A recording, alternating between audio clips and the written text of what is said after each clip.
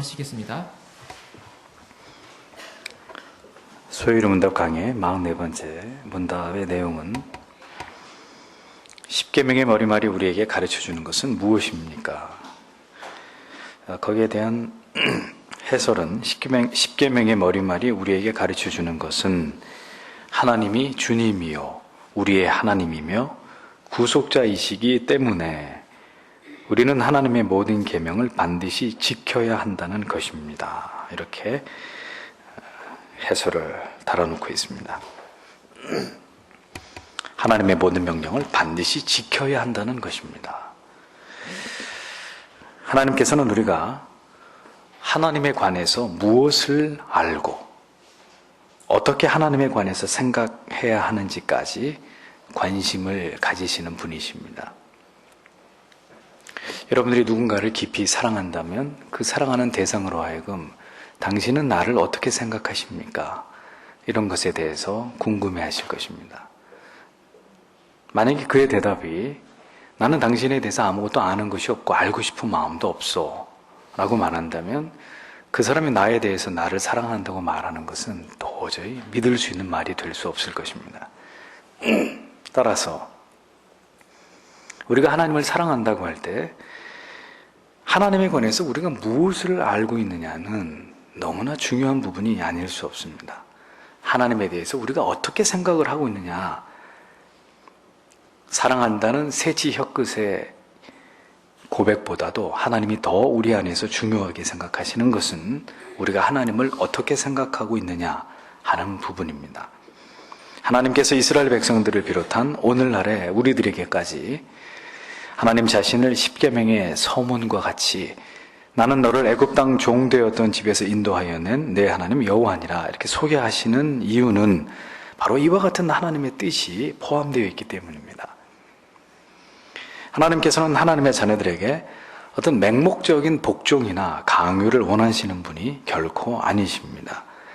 너희가 나를 존경하든 말든 그건 나는 관심 없고 그저 내가 시키는 대로만 열심히 해라 이렇게 말씀하시는 분이 아니시라는 거죠. 오히려 마음이 없는 헌신, 하나님 앞에 내 가슴을 드리는 그런 고백적인 하나님을 향한 그런 마음에서 비롯된 하나님을 향한 섬김이 아니라면 오히려 그것을 가증히 여기시는 분이 하나님이십니다. 그분은 자신의 능력과 위엄과 사랑과 자비와 긍휼을 먼저 자녀들에게 나타내 보이시고 우리로 하여금 그 위대하신 하나님 앞에서 삼가 조아려서 우리가 온 마음을 다해서 전심으로 자원해서 하나님을 경외하고 사랑하고 그 뜻에 복종하기를 원하시는 분이 하나님이십니다. 얼마나 우리를 인격적으로 대우하시는지를 알 수 있는 부분이죠. 마땅히 우리가 지켜야 될 계명을 말씀하시기 전에 왜 이 계명을 지켜야만 하는지에 대해서 충분히 하나님 자신을 우리에게 설명하시는 배려를 그분은 잊지 않으시는 것을 볼 수 있습니다. 내가 바로 너를 구원해준, 너에게 구원을 베풀어준 하나님이다. 먼저 그렇게 말씀하심으로 우리로 하여금 우리가 왜 하나님을 사랑하고 경외하고 그를 두려워해야만 되는지를 우리 머릿속에 그분은 먼저 그것을 각인시키시는 것입니다. 성자 예수 그리스도를 통해서 하나님께서는 동일하게 오늘도 우리에게 말씀하십니다.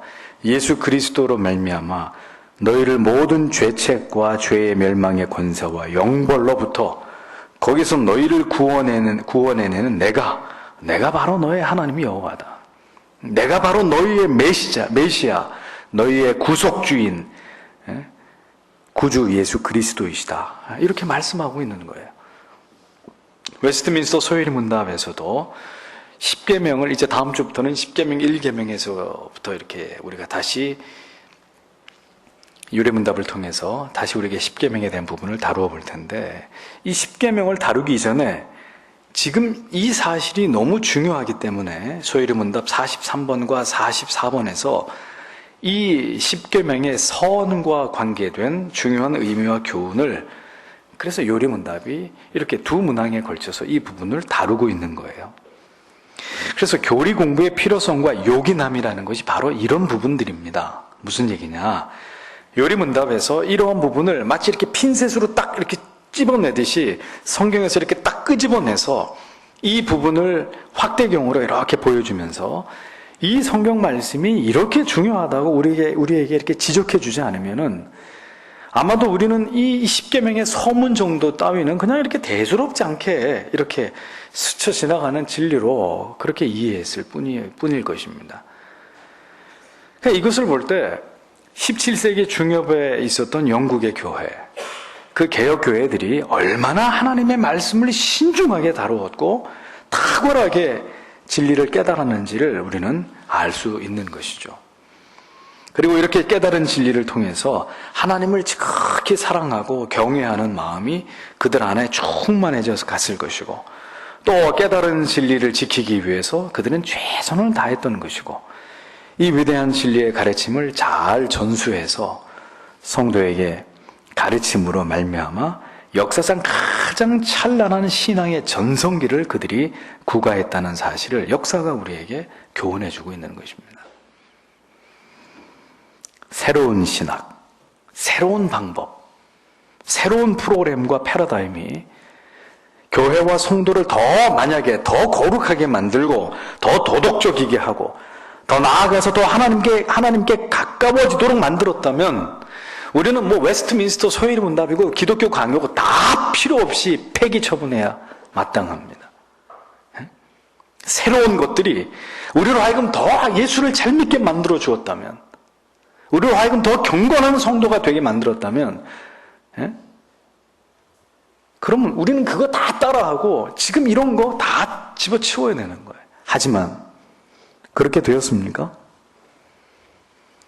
19세기 이후에 등장한 이 오순절의 신비주의와 자유주의 신학과 민중신학, 신복음주의, 형통주의, 번영주의, 기복주의, 인본주의, 이런 어떤 극치로 치닫는 이런 거짓 복음과 이머징 교회 운동들, 이런 것들이 오늘날의 교회와 성도들을 더 거룩한 교회와 더 순결한 성도로 변모시켜 놓았냔 말이에요.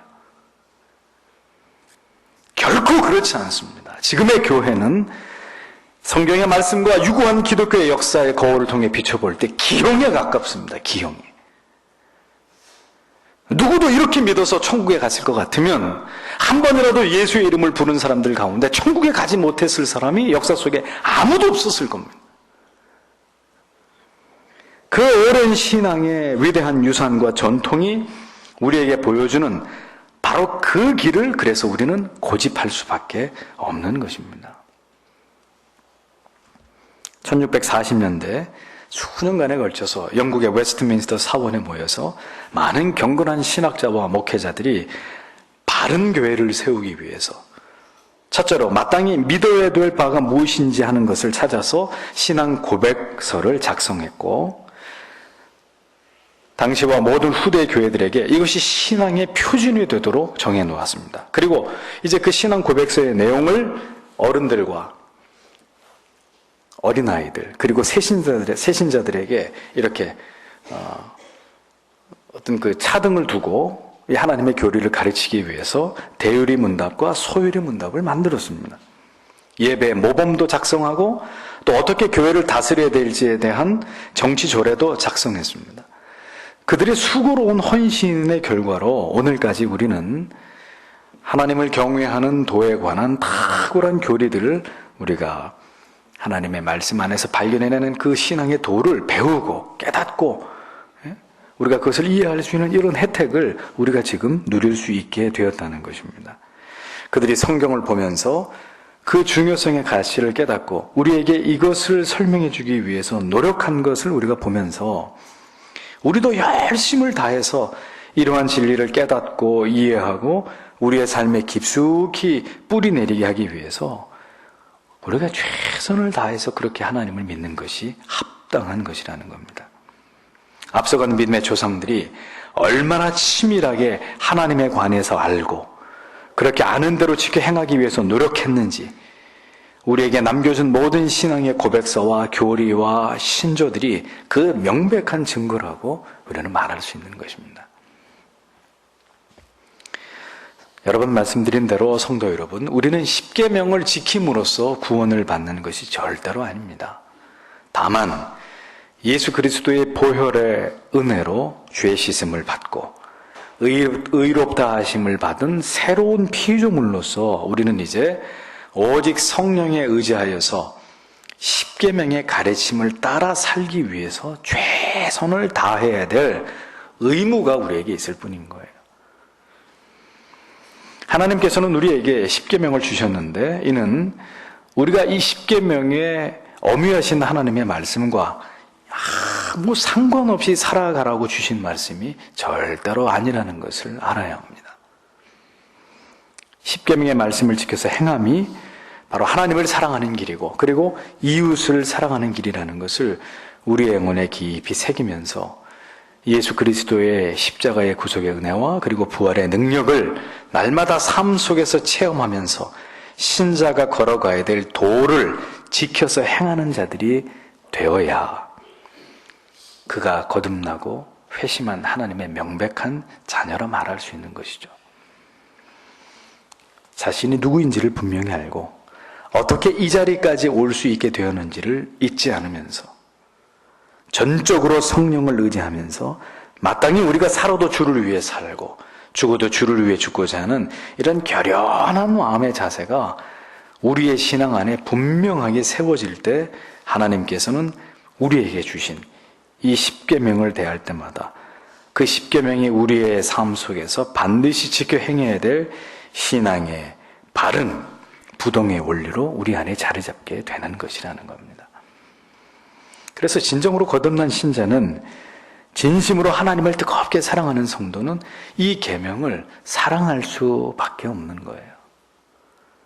왜냐하면 이 계명의 말씀이 바로 나를 이 세상에 지으실 때 그대로 살아가기를 기뻐하셨던 하나님의 마음이 이 십계명 속에 고스란히 담겨 있다는 것을 발견하게 되기 때문입니다. 하나님이 이렇게 살면 너무너무 우리를 기뻐하시는구나. 그래서 우리에게 주시는 우리가 어떻게 하면 하나님을 기쁘시게 할 수 있을지에 대한 해답이라고 십계명을 간주하게 되는 것이라는 거죠.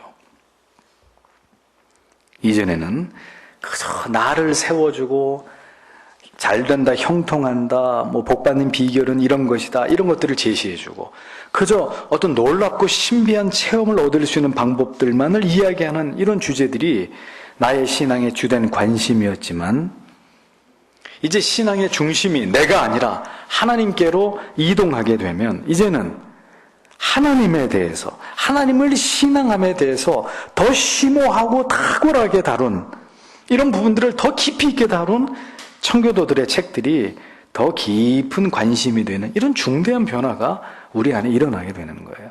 그래서 여러분들이 이제 기도하실 때도 제가 그런 기도를 여러분들에게서 자주 듣게 되는 게 여러분들이 기도하실 때 이런 기도의 제목들을 이제 많이 집어넣습니다. 뭐예요? 하나님을 알기 원합니다.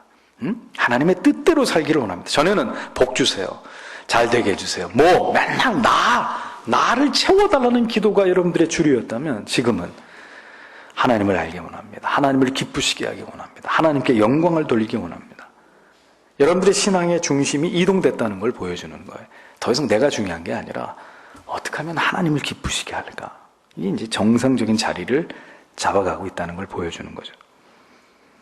깨알 만한 글씨로 전혀 우리의 육적인 어떤 흥미나 기복적인 내용으로 혹은 하나님과 직접 교통하는 신비한 체험들로 우리를 자극하는 이런 내용은 아니더라도 지금도 사실은 그런 내용의 책들이 베스트셀러가 되어 있습니다.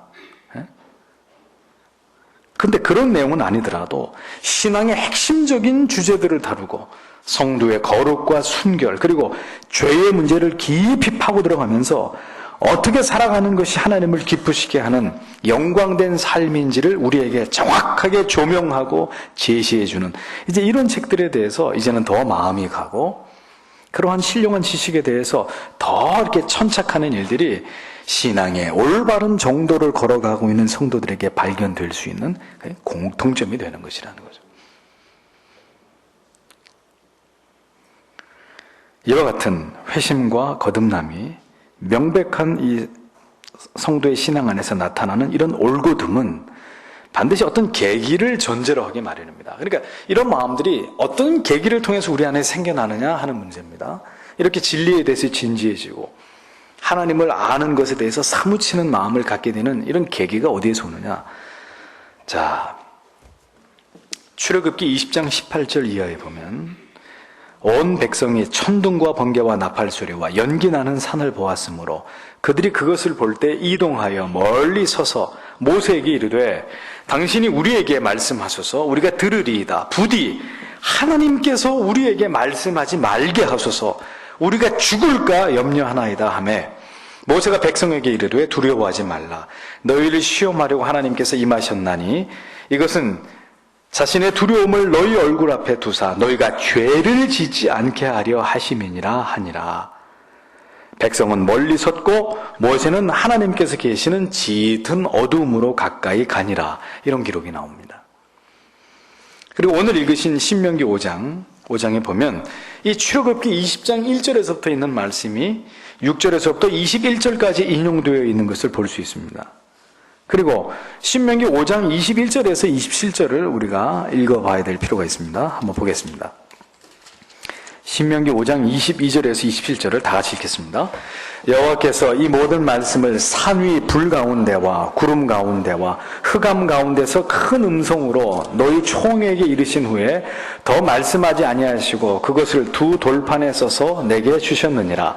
산이 불에 타며 캄캄한 가운데서 나오는 그 소리를 너희가 듣고 너희 지파의 두령과 장로들이 내게 나와 말하되 우리 하나님 여호와께서 그 영광과 위엄을 우리에게 보이심에 불 가운데서 나오는 음성을 우리가 들었고 하나님이 사람과 말씀하시되 그 사람이 생존하는 것을 오늘날 우리가 보았나이다. 이제 우리가 죽을 까닭이 무엇이니까 이 큰 불이 우리를 삼킬 것이요 우리가 우리 하나님 여호와의 음성을 다시 들으면 죽을 것이라. 무릇 육신을 가진 자가 우리처럼 사시는 하나님의 음성이 불 가운데서 바람을 듣고 생존한 자가 누구니까. 27절까지 당신은 가까이 나아가서 우리 하나님 여호와의 하시는 말씀을 다 듣고 우리 하나님 여호와의 당신에게 이르시는 것을 다 우리에게 전하소서 우리가 듣고 행하겠나이다 하였느니라. 이렇게 되어 있습니다. 자, 이 말씀에 보면 불 가운데 오셨다 이렇게 말씀하고 있습니다. 또 구름 가운데 흑암 가운데 큰 음성으로 너희 모두 모인 총회에 말씀하셨다 이런 기록들이 나옵니다. 자, 지금 하나님이 어떤 형상으로 임재하셨냐면 가장 위에는 찬란하게 빛나는 불이 있습니다. 환하게 빛나는 불이 있고 그 밑에는 뭐가 있어요 지금?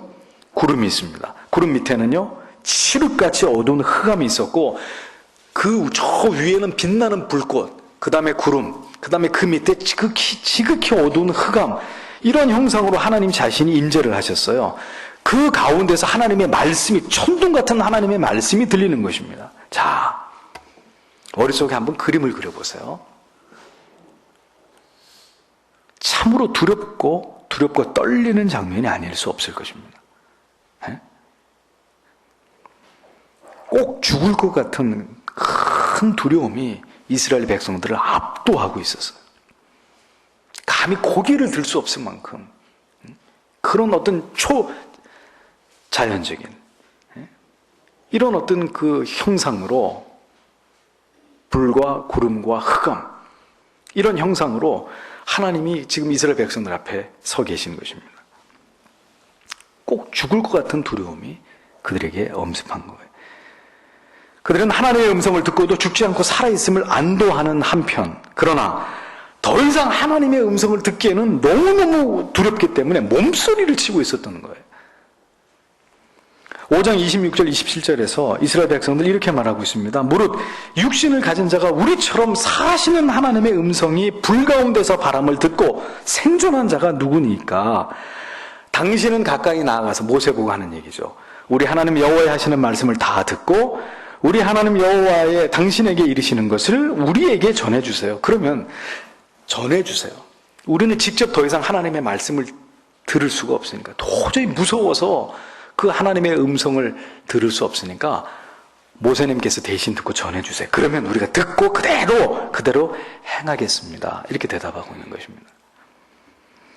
이에 대해서 하나님께서 이렇게 답변을 하시죠. 28절에서 33절까지입니다. 마저 읽어보겠습니다. 여호와께서 너희가 내게 말할 때 너희의 말하는 소리를 들으신지라. 여호와께서 내게 이르시되 이 백성이 내게 말하는 그 말소리를 내가 들은즉 그 말이 다 옳도다. 다만 그들이 항상 이 같은 마음을 품어 나를 경외하며 나의 모든 명령을 지켜서 그들과 그 자손이 영원히 복받기를 원하노라. 가서 그들에게 각기 장막으로 돌아가라 이르고 너는 여기 내 곁에 섰으라. 내가 모든 명령과 규례와 법도를 내게 이르리니 너는 그것을 그들에게 가르쳐서 내가 그들에게 기업으로 주는 땅에서 그들로 이를 행하게 하라 하셨나니 그런즉 너희 하나님 여호와께서 너희에게 명령하신 대로 너희는 삼가 행하여 좌로나 우로나 치우치지 말고 너희 하나님 여호와께서 너희에게 명하신 모든 도를 행하라. 그리하면 너희가 삶을 얻고 복을 얻어서 너희의 얻은 땅에서 너희의 날이 장구하리라. 자, 보는 바와 같이 하나님께서는 매우 두렵고 떨리는 어미롭고 장엄함 속에서 자신의 임재를 드러내시고 이제 큰 목소리로 십계명을 말씀하시는 장면을 보게 됩니다. 이 하나님의 명령에 대해서 이스라엘 백성들이 어떤 반응을 보였습니까? 두말할 나위도 없이 그 모든 말씀을 우리가 지켜서 행할 것입니다 라고 했습니다. 우리가 그 말씀을 지키겠습니다. 다만 직접 그 말씀을 더 계속해서 우리에게 하시면 우리는 감당할 수가 없으니 두려움에 숨이 막힐 지경이니 더 말씀하지 마시고 모세를 통해서 말씀하신 그것을 우리가 듣고 행할 것입니다.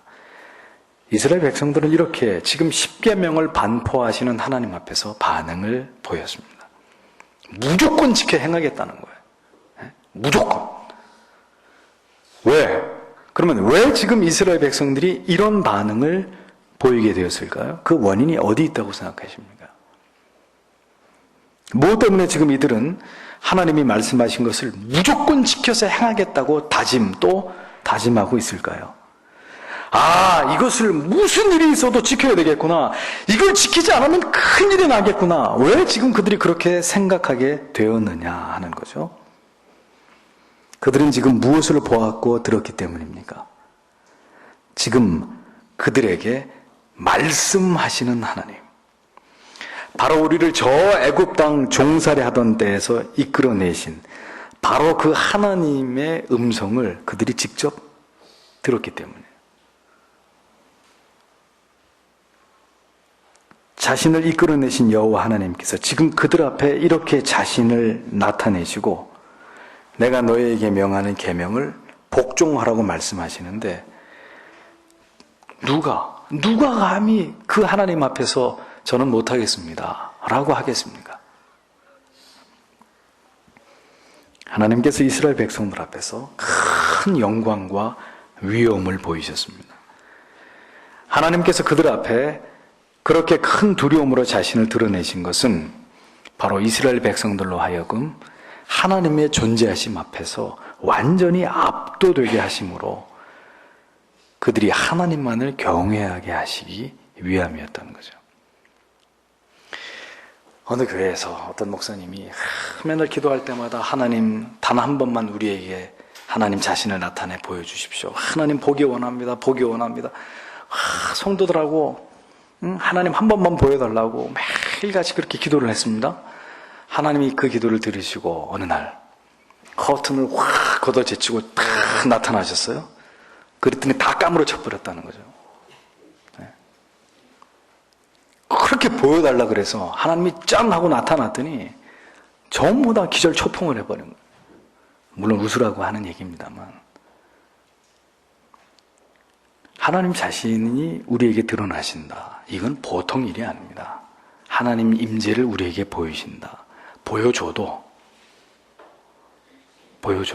감당이 안 된단 말이에요.